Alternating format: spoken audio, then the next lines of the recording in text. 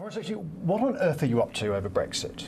4,000-word articles, rows with statisticians, backseat driving. I mean, what are you up to? Backseat. Let me be very well. The article, I hope, speaks for itself. And as for backseat driving, honestly, there's one driver in this car, to use Amber's metaphor, which he's quite often uses, and quite rightly. It's Theresa. What I'm trying to do look at the piece. What I'm trying to do is sketch out what I think is the incredibly exciting landscape of the destination ahead, and that's where Theresa. But it's a different destination to many of your us. colleagues. Let's be clear. What kind of Brexit transition do you want?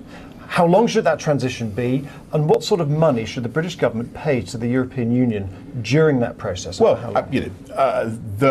those questions obviously are for the government to decide. We don't want, as the Prime Minister has rightly said, we don't want to be paying into the EU after we leave. We certainly don't want to be paying in extortionate sums for access to the single market. They wouldn't pay for access to our market. But not extortionate, but how much? But we will. What we will do, and I think everybody can see the logic of this.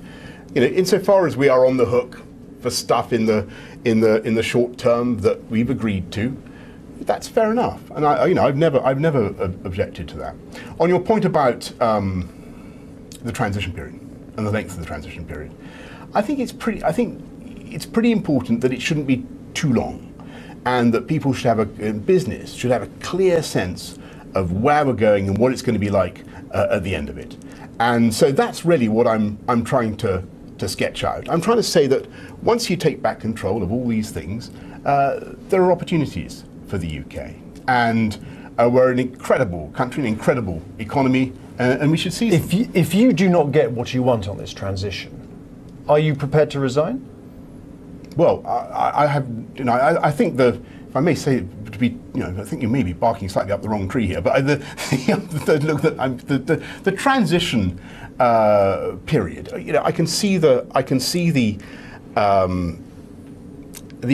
vital importance of having clarity and certainty for business. I think what all of us agree, what the Prime Minister agrees, is it shouldn't be too long. But other ministers say longer than you say. They're saying 2 or 3 years. Well, if it 10 billion a year into EU coffers. Well, again, let's not try and find rows where there really aren't rows. I perfectly understand that we have to honour our legal obligations. But what I'm trying to do is set out in advance of the Prime Minister's speech in Florence on Friday, because I was involved in that Brexit campaign quite a lot. People want to know where we're going, and I think that it's a good thing to have a bit of an opening drum roll about what this country can do. Final question. Do you enjoy being Foreign Secretary? Of course. You going to miss it? When the cares of office, when the burden of office is lifted from my shoulders, I will of course look back with great pride on my time doing all sorts of things. Foreign Secretary, thank you very much. You didn't frankly have the balls to put country before party.